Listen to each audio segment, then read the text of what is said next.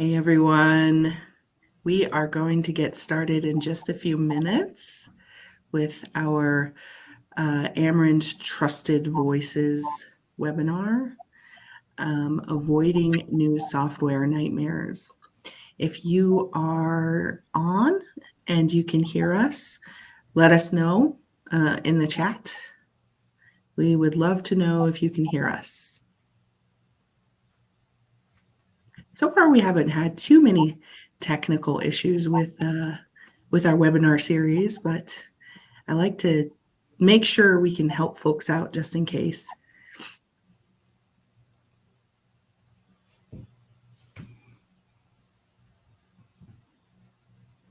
We got 2 people. If you can hear us, hop in the chat for me and just say, hello, I can hear you.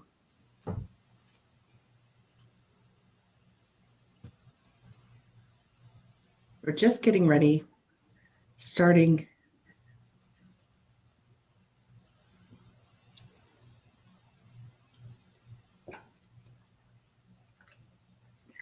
Type it in the chat.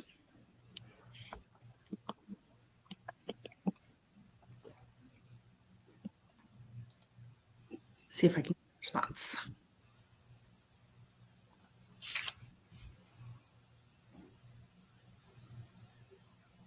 I'm guessing folks are just getting started, getting into things.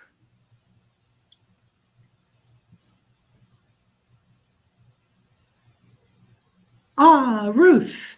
Wonderful. Thank you so much, Ruth. All right. Well, let's get started. Welcome, everyone. I am Monica Brain. I'm the project specialist for Amarin Critical Infrastructure. Amarin Critical Infrastructure is a entity inside of Amarin, the insurance company that provides grant writing, project management in the areas of broadband and more. And I'm just delighted to bring you this topic today. It's definitely something that I'm really interested in. Our host today is Jennifer Melcher. She is the Director of Product Development at Amarin. She has over 30 years of experience in the insurance industry. And I have to tell you this funny story, Jennifer. When I first started working at Amarin, I met someone on your team and they told me they were in product development. And I said, oh, do you come up with new insurance lines? Because I have this idea for pet insurance. And she politely told me product development is not actually developing products inside insurance, but I will let you tell everybody what product development is and a little bit more about yourself. So take it away, Jennifer. Thanks. Thank you. Thanks, Monica. Yeah, it is. It's a little misleading, product development. So that name. So I get it. So good morning, everybody. My name is Jennifer Melcher, and I'm the Director of Product Development here at Amarin. In my role here in product development, I work with the operational teams to define system solutions and look for ways to improve processing using systems and solving challenges. Before Amarin, I was with a traditional insurer for over 30 years, working on various system projects. I have led many, many projects of all sizes, small, medium, and large. I've also been pulled in to troubleshoot projects that have gone off course. So on a personal note, I have 2 grown and flown daughters, one of them who just recently got engaged, so that's super exciting. Looking forward to that. And although I don't have any human grandchildren yet, I do have 3 grand dogs. So today we're going to be talking about how to avoid new software nightmares. So I believe it was Ben Franklin who said, an ounce of prevention is worth a pound of cure. So it is with software implementations. The more that you can prepare and get ready for the project, the smoother your implementation is going to go. It's is anyone who's ever been involved in a project that's gone awry, it's very much easier to navigate a well-planned project than it is to correct the course of something that has gone off stream. So let's start off with a pop quiz. So here's the first question here. So we're going to talk about choosing the right software for your tribe. So what characteristics should be considered when determining which software is best for your organization? So why don't you guys take a look at the answers there, and you can put your answers in the chat, and we'll see what everyone thinks.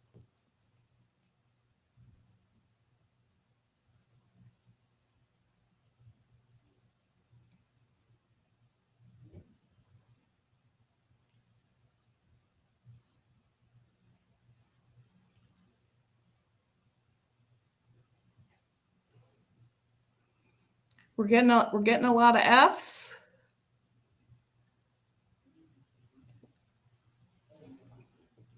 Yep. You guys got it. F, which is A, B, and C. So functionality, cost, and the vendor's company history and stability. So please do not let any fancy dinners or freebies or swag convince you that the software that they're representing is the best for your tribe. It doesn't really matter if they give you, a pony for your granddaughter. They may or may not be the best solution for your tribe. So let's start with functionality. Monica, yep, thank you. Okay, so make sure you kind of identify exactly what you want the system to do. So this is kind of the first step. So you look at, what do we need the system to do? Is it a payroll system? Is it inventory management? Is it software for the finance team to do general ledger reporting? What is needed? So that's kind of the first question.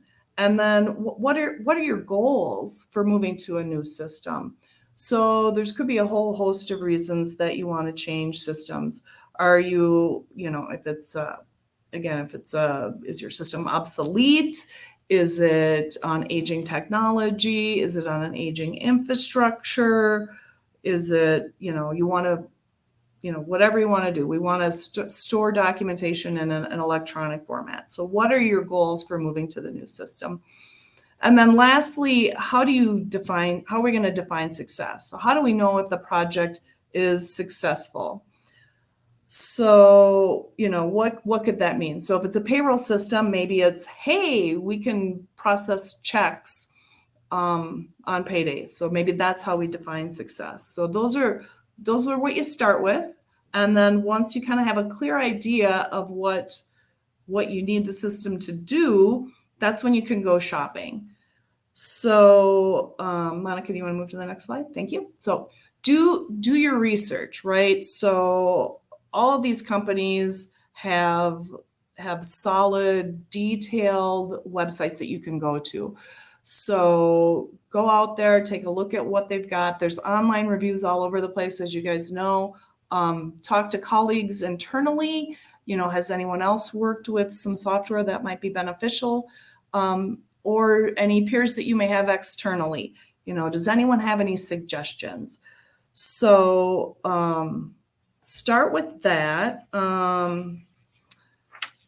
If you go out to their websites, there's also contact information out there for their sales team. So you can also pick up the phone and give them a call and talk through, hey, this is what we want the system to do. Is this something your software can assist with? So some of the things to consider as you're looking at software vendors is, what's their core client base? So are they working with large or small organizations? Do they have any tribal experience? Do they have government experience? Do they have corporate experience? Looking at who their core customer base is, does your tribe align with that? If you are looking at a software vendor that has a lot of large corporations, will they have the time to devote to a smaller tribe? If they only have business or they only have corporations as clients, Will they be able to understand the unique needs of a tribe?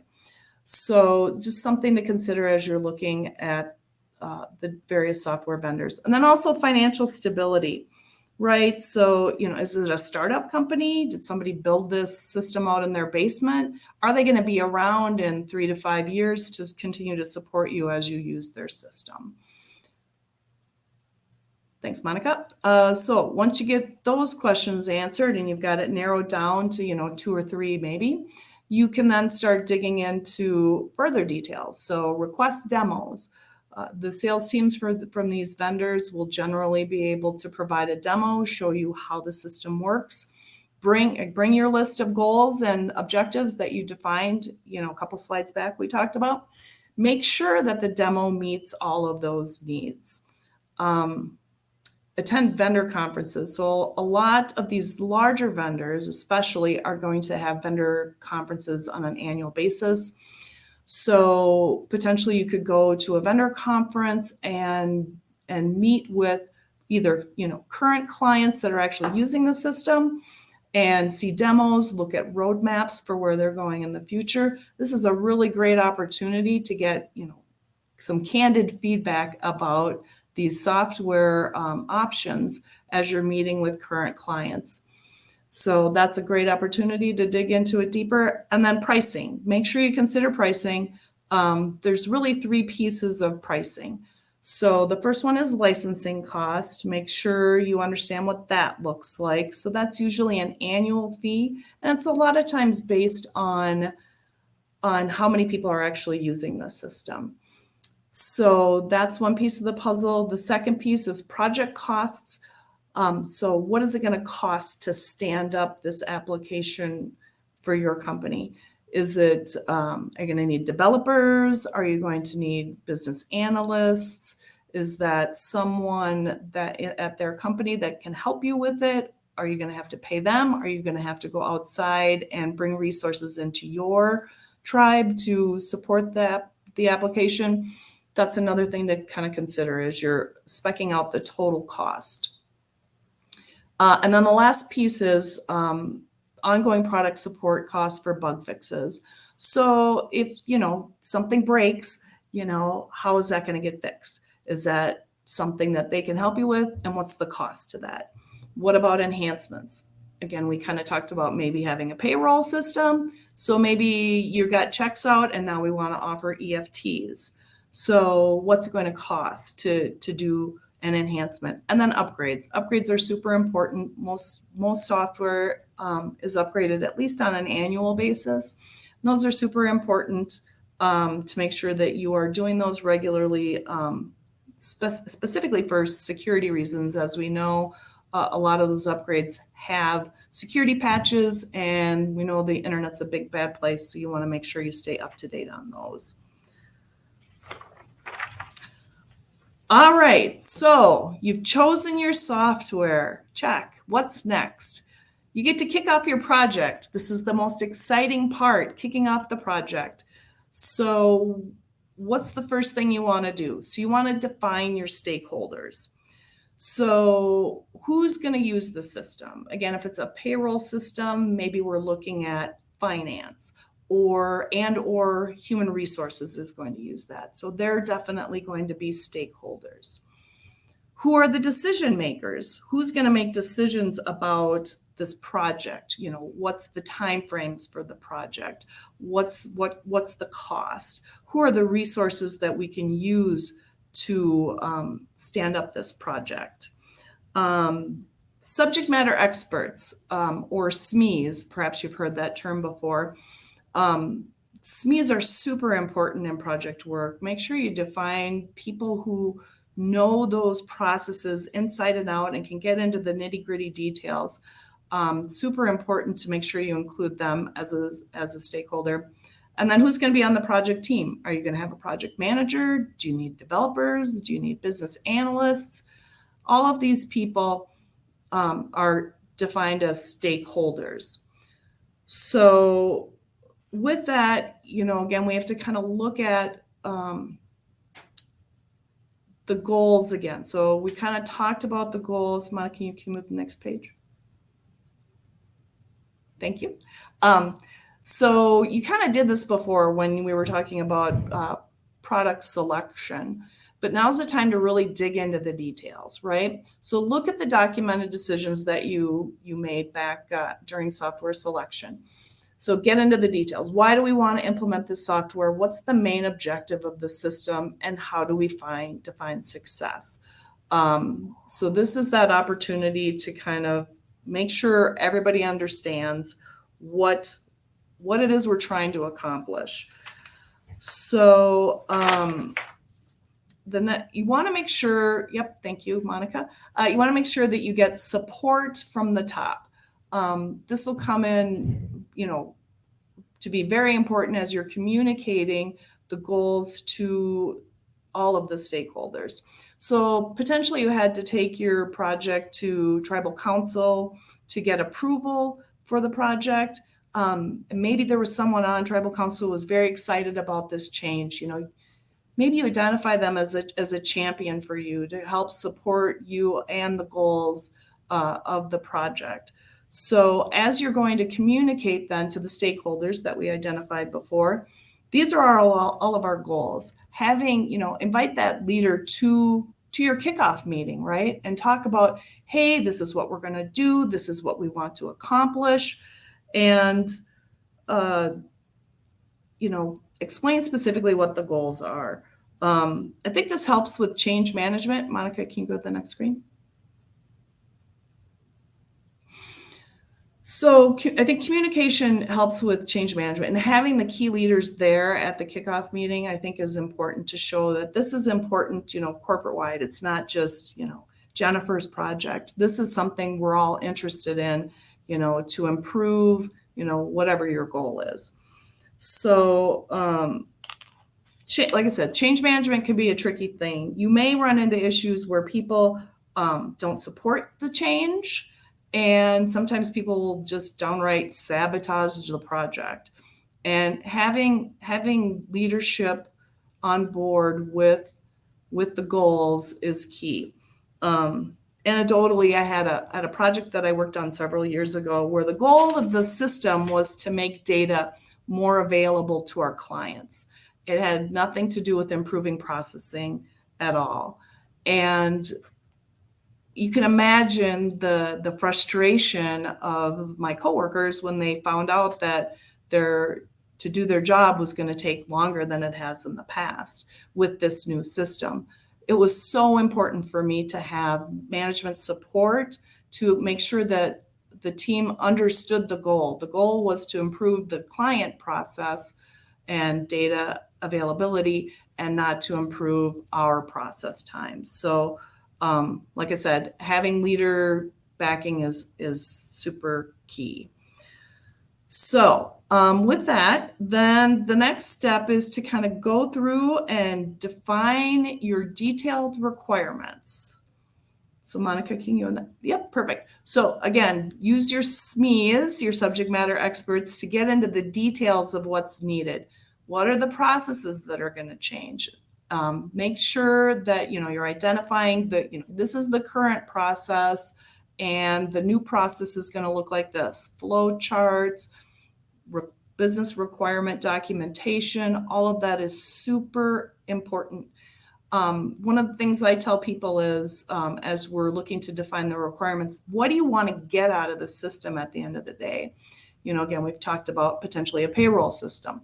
So we want to be able to issue checks. We want to be able to generate reports to send for tax purposes. We need to be able to send money to cover insurance premiums for our employees. So what do you want to get out of it at the end? Making sure that, okay, well, we need to create this report or this file or this process. Well, what data items are needed in there? Make sure that at the beginning you say, oh, well, we need to make sure we have all of these data items because we need to generate this report at the end of the project. Details, super important to just keep thinking about the details. Define the current process, what's what I call the happy path. This is 80% of the time the process works like this, but there are exceptions. So what do those look like? documenting all of that. And then, yeah, documentation. Keeping that, stored and available. It happens all the time where you have to go back. Questions come up and you have to go back and relook at your business requirements. In fact, I just did it this week. We had something came up and I'm like, oh, well, how do we define that? Well, let's go back and look at the requirements document that we documented 7 months ago. So having solid documentation is also very important. So once you've defined everything that you want the system to do, now you get to kind of choose, okay, what's most important? Again, what's our high value functionality? So, look at the return on investment, right? Something may be, oh, this looks like it's going to take us 15 hours to develop, and that's a lot of time. But if you look at it and it's like, okay, it's going to take us 15 hours to develop. However, it's going to save one of our employees an hour a day.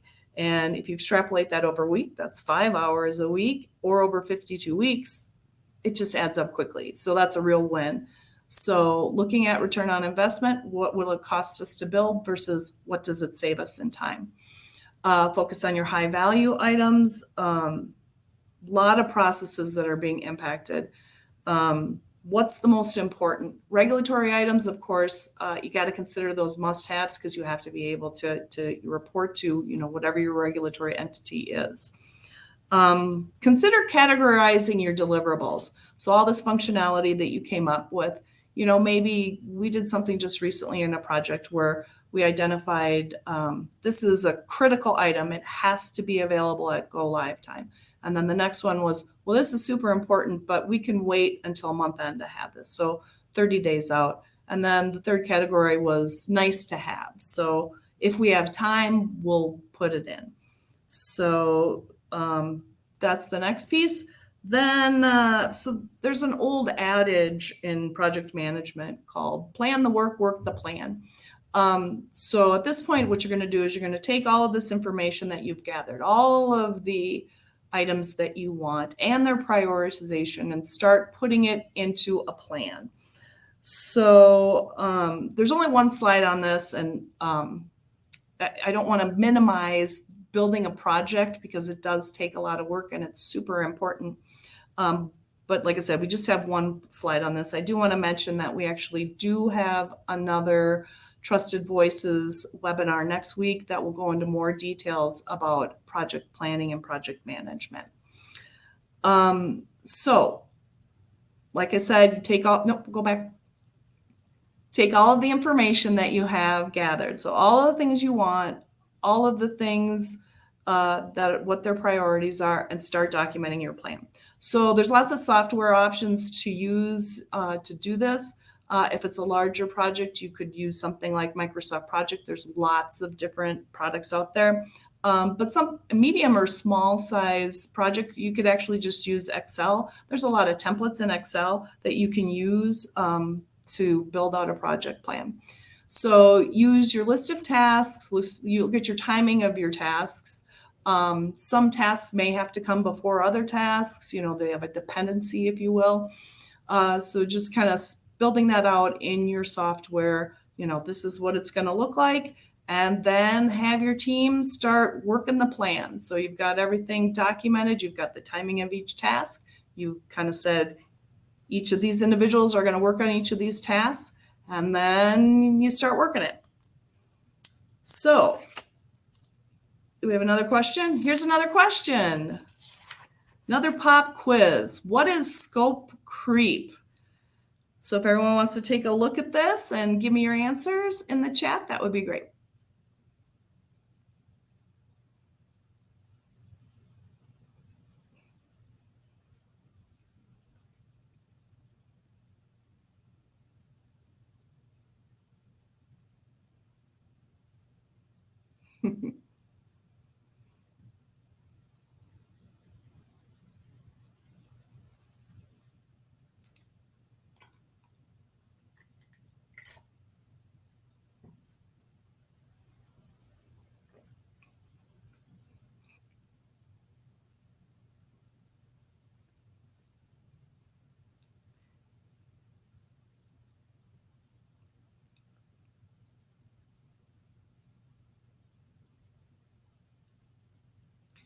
Looks like we're getting a lot of B's. Yeah, it was my attempt at trying to be funny. Yeah, the first time I heard that, it's kind of got a negative connotation with that word creep in it. So the first time I heard it, I was a little offended by it. Scope creep. All right. So yes, the answer is truly B, the gradual expansion or uncontrolled changes in a project scope after the project has already begun without proper adjustments to time, budget, or resources. So the effects of scope creep are cost overruns, your project is going to miss deadlines, poor quality of those key goals that you defined, way back when, and stress on your project team. So how do we avoid the dreaded scope creep? Scope management. So especially in large projects, stuff's going to come up. So, oh, we missed this, a missed requirement. It's going to come up. So every item should be reviewed and again, use the categorization. Is this a must have? Is it something we can do as a day 2, 30, maybe 30 or 60 days after the project goes live? And look again at those main goals that you defined and documented before. Document your decisions, as you're going through this and prioritizing this, document the decisions that were made. And if, it was a decision is made to, make the change and add that, what is that impact to budget or schedule? And if you've decided not to do it, to save it, make sure you document that too. Hey, we decided to make this a day 2 item, or we're going to have a process workaround until we can get it fixed afterwards. So, and make sure you communicate to your stakeholders if you decide to make a modification to the budget or the timeline. All right, so the next thing to consider is define and evaluate your risks. So take a look at your project, and this is where I got the crystal ball here. Get your crystal ball out and kind of look at, hey, what could potentially derail our project? So think about, especially in long-term projects, I've been in projects that have lasted years, right? Stuff happens. People go out on paternity leave. People go out, leave the company. People, just changes. What's going to happen? And trying to think through, okay, if this person leaves, this key individual leaves, what happens? Do you have a backup plan? Do you have a backup person? Maybe there's a pending strike for a supply issue, supply chain item. Maybe we order those early so that we avoid that. So like I said, get your crystal ball out the best you can. And I know it's a little tricky because we can't predict the future, but try and think through those things to see if there's any risk to the projects, and can you take preventative measures and contingency plans to avoid those. Communication. I think we've talked about this a lot. Communicate at the beginning, communicate at the middle, just keep communicating. Create a communication plan for how you're going to keep your stakeholders informed. Remember, we identified all of those people before. So there might be different methods to communicate, different cadences, depending on who your stakeholder is. So the people who use the system, maybe they just need a monthly email. Maybe your tribal council is interested in a monthly meeting. Can you do it in person? Can it be virtual? Think about who your stakeholders are, how much, how often do they want to be communicated with, and what is the method of that communication? Communication, like I said, communicate as much as possible. It can help with change management. We kind of talked about that before. Processes are going to change. And I think if you continue to communicate, hey, this is expected, these are changes, that, it can help alleviate some of the unknowns with the team and give them confidence. Work on, eliminating the phrase, that's the way we always did it, from the vocabulary.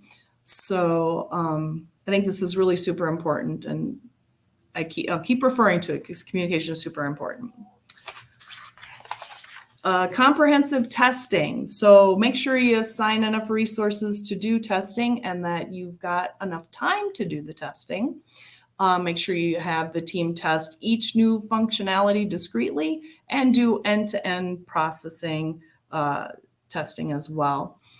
Issues are going to come up as you test. Again, you're going to want to prioritize these, keep a list of what all those items are, and then prioritize them, put them in your categories. We got to fix this. This is a must-have. This can go as a day 2 item. This is a nice to have.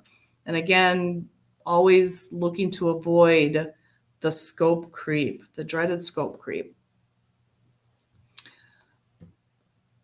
So one other thing is, as if you're getting to your deadline and your go live date and things aren't quite the way you want them to be, one of the things you could potentially look to do is not rushing the launch. So there's always a huge push to get these things done, because the more you extend a project, the more cost it is, and there's lost opportunity cost as well, right? The longer you delay.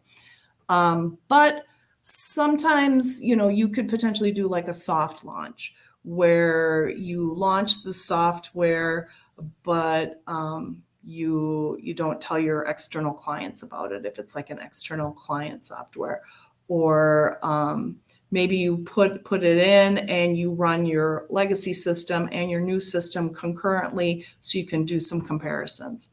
Or potentially a partial launch if, maybe you just want one department to use it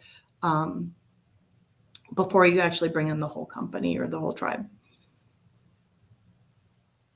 And then kind of the last tenet that I wanted to share with you guys is complete a retrospective evaluation. So kind of do a debrief. So work with the project team, meet with the stakeholders, talk about, what worked, what could we have done better, and what can we do, what can we use on future projects, what should we avoid on future projects.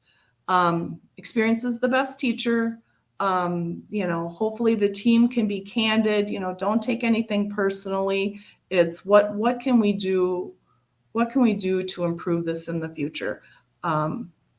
So that's kind of the last piece I had. Just a short presentation to kind of go over some of the high level tenets of software implementations. I'll open it up, but I know I hit you with a lot of stuff, so I'll open it up for any questions.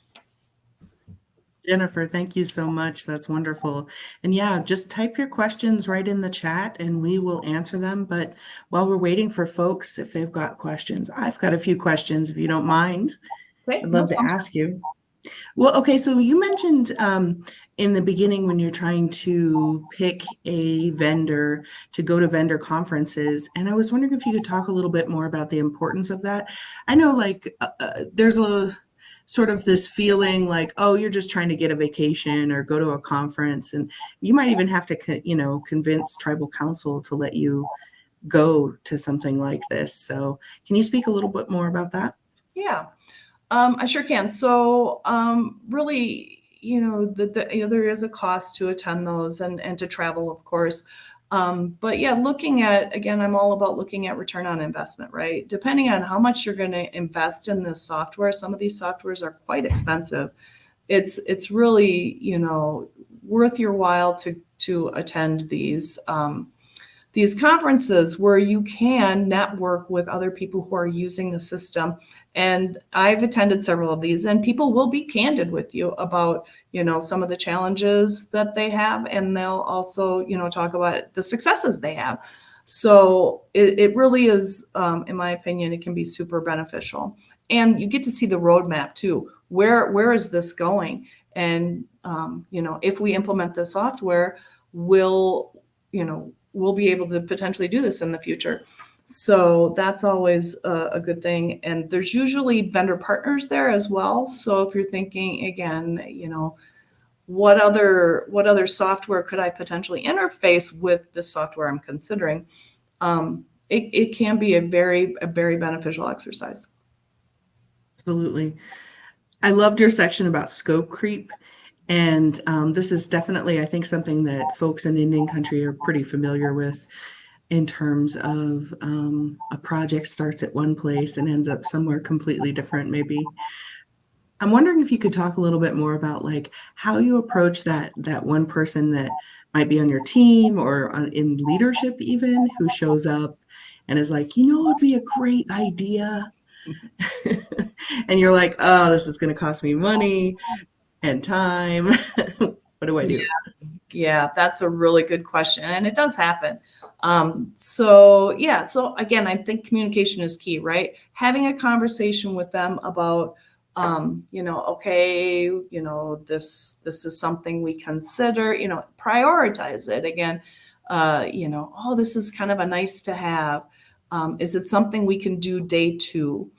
Right? And again, it can be kind of tricky, if this person's your superior or on the leadership team. Anecdotally, I had a situation where I had a fellow manager come to me and say, "Hey, I need you to build this rather complex process into your project." And it was a lot of conversations about, this is outside of the scope, and again, if it's a good thing to do, maybe it's a day two item. So again, communication I think is key here.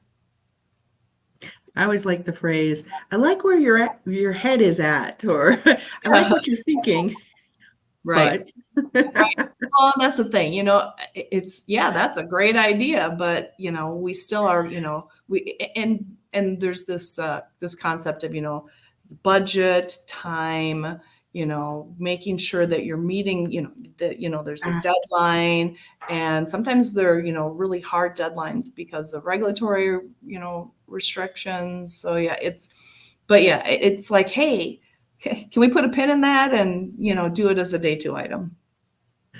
I like the idea of, you were talking about communicating and how critical it is to communicate to have a successful project. I was wondering if you could talk a little bit more about how you pick which day to go live with the software. Do you do it on the weekend so that on Monday everybody comes back to something brand new, or um, is it something that you need to pick a specific date? And how do you communicate that with folks? Yeah, that's a great question. And it really, the answer is really kind of, it depends, right? There may be reasons to do it, on a month end. I know if it's got financial implications, you may want to wait until like after month end processing has been done, so that that's in place. That's weekends. A lot of times weekends are very popular. Unfortunately, from my experience, long weekends are very popular because people are out of the office, they're not using the system. And so the developers and the business analysts and the project team can get in there and they've got time to get that stood up. But to your point, communication is key. Making sure you include the stakeholders in your decision about, hey, we're thinking about going live this day. Is there any concerns with that? You don't want to pick, if your tribe's got a really super busy time of year, you don't want to pick that. Again, it's communication, talking with your stakeholders, what makes sense. The idea of doing a retrospective at the end of the project to celebrate the things that you did really well and your successes, but also to sort of talk about what went off, what processes could be improved, things like that. I'm wondering if you have any advice, though, for navigating a retrospective without getting your feelings hurt. Yeah, that is, a whole hopefully that, it's business, right? So hopefully, but it is can get tricky, right? But one of the things I tell people as we're doing these retrospective is don't necessarily call out a specific person, call out, the process. Testing, testing wasn't complete, whatever. Try not to get too, you don't want people saying, well, this person did this or this person did that. So I think I think people are usually pretty good about, being objective about it, but yeah, I hear what you're saying. And honestly, retrospectives are probably the thing that's forgotten the most. People just don't, they move on to the next project. But I found that they can be very, very helpful. Well, I think you've answered absolutely everything about software, avoiding new software nightmares, because everybody in the chat is um, happy with everything that you've shared today. So I want to thank you so much, Jennifer, for sharing this information. We're going to put this up on our website as well as provide the slides to everybody in the email after the webinar. And tune in next week. I'm going to be presenting on the basics of project management. Thanks so much for joining us today, Jennifer. Appreciate it. Thank you so much. Have a great day, everybody.